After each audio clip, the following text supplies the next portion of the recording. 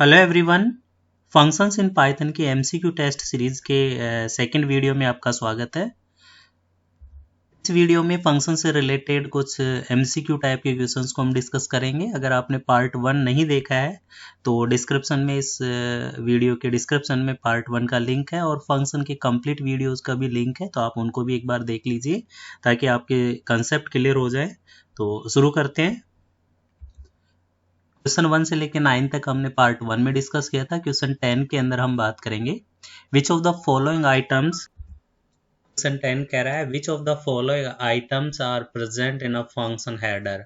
अब function header की अगर हम बात करें तो मैंने लास्ट वीडियो में बताया था, फंक्शन को डिफाइन करते हैं डेफ, यहाँ पे नेम ऑफ फंक्शन, देन इसके बाद यहाँ पे आपका क्या होता है, पैरेंथेसिस होता है और कॉलन होता है। तो इसके अंदर आप देखेंगे तो क्या क्या चीजें होती है। इसमें डेफ आपका कीवर्ड है, नेम ऑफ द फंक्शन है और यहाँ पे आपकी पैरामीटर लिस्ट अगर कुछ चाहिए होती है तो नेम ऑफ द फंक्शन होता है, पैरामीटर लिस्ट होता है, रिटर्न वैल्यू नहीं होती है फंक्शन डेफिनेशन के हेडर के अंदर। ठीक है, तो इसका आंसर, करेक्ट आंसर आपका D, both A and B are the correct answer. फिर कह रहा है question number 11, if return statement is not use inside the function then function will return none value. हमेशा ध्यान रखना, फंक्शन हमेशा वैल्यू रिटर्न करता है। अगर रिटर्न स्टेटमेंट है तो जो रिटर्न कर रहा है वो वैल्यू रिटर्न करेगा, अगर रिटर्न स्टेटमेंट नहीं है तो फंक्शन क्या रिटर्न करेगा, नन रिटर्न करेगा। Next question number 12, what are recursive function. Recursive function मतलब क्या होता है कि ऐसा फंक्शन जो अपने आप को कॉल करे। तो function that call other function, नहीं। A function which call itself, yes. Both A and B options आपके गलत हो गए। नाउ नेक्स्ट क्वेश्चन है which of the following function header is correct.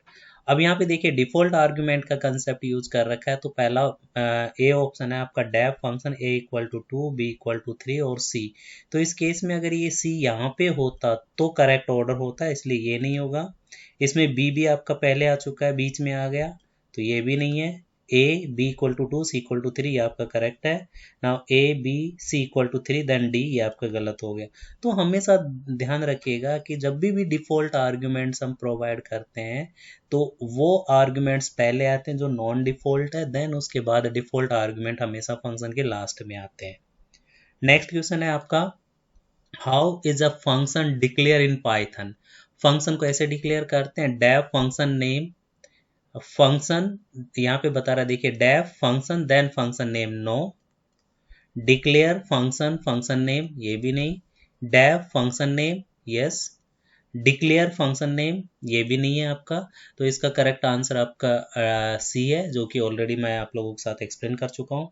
Which one of the following is the correct way of calling a function. Function को call करने का जो method होता है वो होता है नेम ऑफ फंक्शन,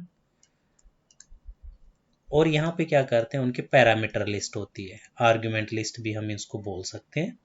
तो इसके अंदर आप देखेंगे तो देखिए फंक्शन नेम और ये, तो ये आपका करेक्ट आंसर है। कॉल वर्ड यूज किया नहीं है, आरईटी यूज किया नहीं है, फंक्शन देन फंक्शन नेम ये भी नहीं है। तो option B C and D आपके गलत हो जाएंगे, ऑप्शन ए आपका करेक्ट हो जाएगा। Now what will be the output of the following Python code. अब इस प्रोग्राम को ध्यान से समझिए, यहाँ पे नेस्टेड फंक्शन का कंसेप्ट यूज किया है। नेस्टेड फंक्शन का मतलब हो गया कि एक फंक्शन के अंदर दूसरे फंक्शन को डिफाइन कर रखा है। तो आउटर फंक्शन के अंदर इनर को डिफाइन कर रखा है, और जो इनर फंक्शन वो रिटर्न कर रहा है सी प्लस डी, और आउटर फंक्शन रिटर्न कर रहा है इनर फंक्शन को ए और बी के साथ आर्ग्यूमेंट। तो यहाँ पे देखिए आर ई एस कोई वेरिएबल है, इक्वल टू आउटर फंक्शन को कॉल किया और उसमें 5 और 10 को पास किया यहाँ पे। तो यहाँ पे देखिए आउटर फंक्शन में यहाँ पे ये आपका 5 चला जाएगा, ये 10 चला जाएगा। अब आपको पता है कि जो आउटर फंक्शन है ये इसकी डेफिनेशन के अंदर है, तो ये तो इनर फंक्शन को डिफाइन कर दिया। नाउ ये रिटर्न कर रहा है इनर फंक्शन को, और इनर फंक्शन में ए और बी ले रहा है, तो ए और बी आपका ये 5 चला जाएगा और ये आपका क्या चला जाएगा 10। और फिर ये क्या कर रहा है, इनर फंक्शन में 2 आर्गुमेंट ले रहा है और उनको सम करके रिटर्न कर रहा है। तो 5 प्लस 10 का सम कैलकुलेट करके ये रिटर्न कर देगा आर ई एस के अंदर। तो प्रिंट कर दिया आर ई एस और रिजल्ट आपका आ जाएगा 15। नेक्स्ट क्वेश्चन पे चलते हैं। इस क्वेश्चन को अगर आप देखेंगे तो डेफ फंक्शन 1 नम आर्गुमेंट ले रहा है और रिटर्न कर रहा है नम प्लस 25। नाउ यहाँ पे इन्होंने कॉल किया फंक्शन 1 5, तो 5 इसके अंदर जाएगा, यहाँ पे क्या हो जाएगा, नम की वैल्यू 5 हो जाएगी, रिटर्न कर देगा 5 प्लस 25, और यहाँ पे फिर प्रिंट किया नम। अब ये नम को प्रिंट कर रहा है, तो यहाँ पे देखिए एरर रिपोर्ट कर देगा। ये एरर क्या आएगी, नेम एरर आ जाएगी। क्यों नेम एरर आएगी, क्योंकि इसके अंदर नम को प्रिंट कर रहा है, नम कोई वेरिएबल है ही नहीं। अगर यहाँ पे वो लिख देता है num1 इक्वल टू और यहाँ पे num1 को प्रिंट करता है, तो फिर आपका रिजल्ट आ जाता और प्रोग्राम सक्सेसफुल आता, रन हो जाता और रिजल्ट आ जाता आपका 30। तो इस चीज़ का भी आपको ध्यान रखना, इस टाइप के कोड के अंदर ये num को प्रिंट कर रहा है, num कोई वेरिएबल है ही नहीं, तो ये आपका एरर रिपोर्ट कर देगा, नेम एरर, जो आपको समझ में आ गया होगा। नेक्स्ट क्वेश्चन है आपका 18, select which true for Python function. इसमें पहला स्टेटमेंट कह रहा है function is a code block that only execute when called and always return A value. बिल्कुल सही कह रहा है, कोड ऑफ ब्लॉक होता है, एग्जीक्यूट तब करेगा तब उसको हम कॉल करेंगे और हमेशा वैल्यू रिटर्न करता है, चाहे रिटर्न स्टेटमेंट हो या ना हो। अगर रिटर्न स्टेटमेंट है मीन्स फंक्शन के अंदर अगर रिटर्न लिख रखा है तो जो रिटर्न कर रहा है वो वैल्यू, अदरवाइज क्या रिटर्न करेगा, नन वैल्यू रिटर्न करेगा। A function only execute when it is called and we can reuse it in a program। बिल्कुल हम उसको तभी कॉल कर एग्जीक्यूट होगा तब उसको कॉल करेंगे और हम उसको बार बार रीयूज कर सकते हैं। Python does not support nested function, ये स्टेटमेंट गलत है क्योंकि पाइथन नेस्टेड फंक्शंस को सपोर्ट करता है, अभी थोड़ी देर पहले हमने डिस्कस किया था। नाउ नेक्स्ट है Python function always return a value. बिल्कुल ट्रू है, पाइथन स्टेटमेंट जो फंक्शन होता है वैल्यू रिटर्न करता है। अब इसमें देखिए कह रखा है कि if you do not include any return statement in Python function it automatically return none, so a Python function always return a value, जो कि अभी एक्सप्लेन किया है मैंने। आगे नेक्स्ट क्वेश्चन की अगर हम बात करें तो कह रखा है कि select which is true for Python function. पहला स्टेटमेंट कह रहा है Python function can not return only a single value. नहीं, पाइथन फंक्शन वैल्यू रिटर्न करता है और मल्टीपल वैल्यू भी रिटर्न करता है। A function can take an unlimited number of argument। yes, Python के अंदर कितने ही आर्ग्यूमेंट्स हम पास कर सकते हैं फंक्शन के अंदर। Python function can return a multiple value. Yes, function return कर सकता है multiple value. Python function does not return anything unless and until you add a return statement. ये स्टेटमेंट भी क्या है, गलत हो गया, क्योंकि पाइथन फंक्शन में रिटर्न स्टेटमेंट होता है तो रिटर्न करेगा ही, अगर नहीं है तो भी क्या रिटर्न करेगा, नन, जो भी प्रीवियस क्वेश्चन के अंदर हमने डिस्कस किया था। नेक्स्ट क्वेश्चन की अगर हम बात करें तो यहाँ पे देखिए what is the output of add function call. यहाँ पे देखिए ऐड फंक्शन क्या कर रहा है, रिटर्न कर रहा है, दो आर्गुमेंट ले रहा है ए और बी, ए के अंदर 5 प्लस करके रिटर्न कर रहा है और बी के अंदर भी 5 प्लस करके रिटर्न कर रहा है। नाउ यहाँ पे result equal to add function call किया, इसमें 3 और 2 पास किया।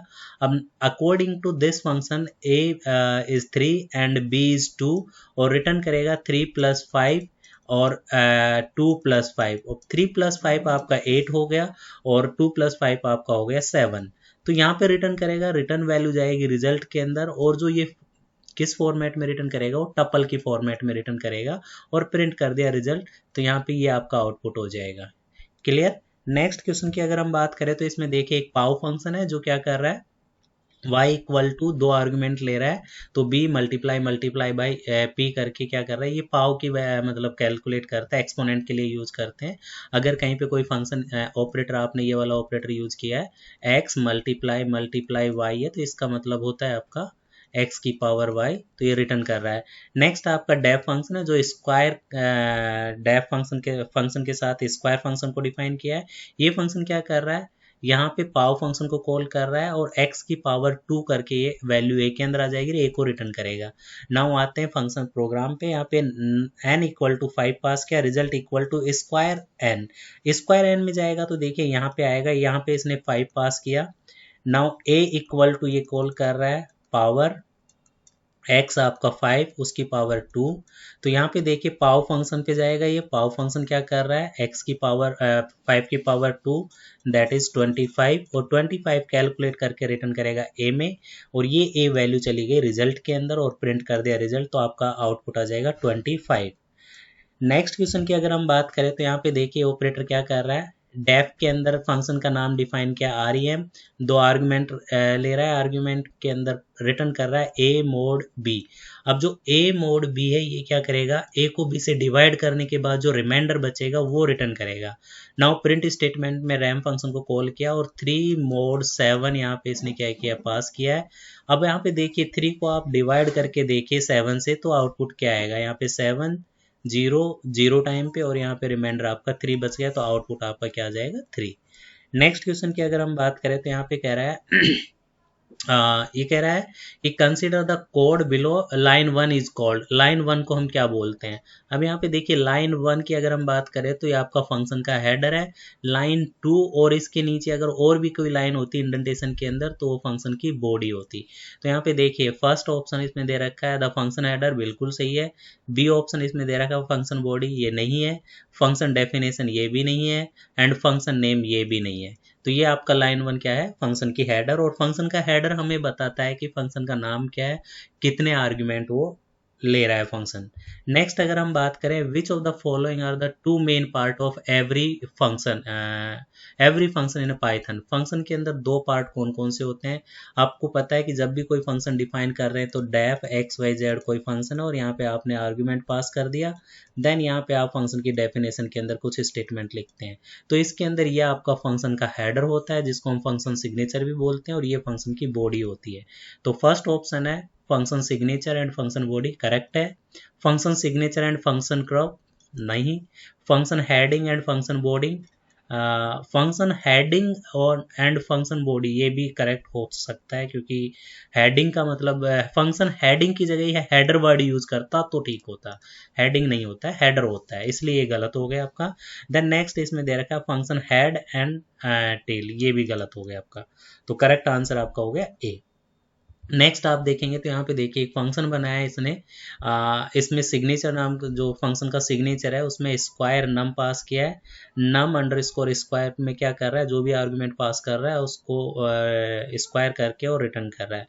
विच of the following line of the code is called as the function signature. तो ये जो लाइन है आपकी, इसी को हम बोलते हैं फंक्शन सिग्नेचर, और इसी को हम बोलते हैं फंक्शन हेडर।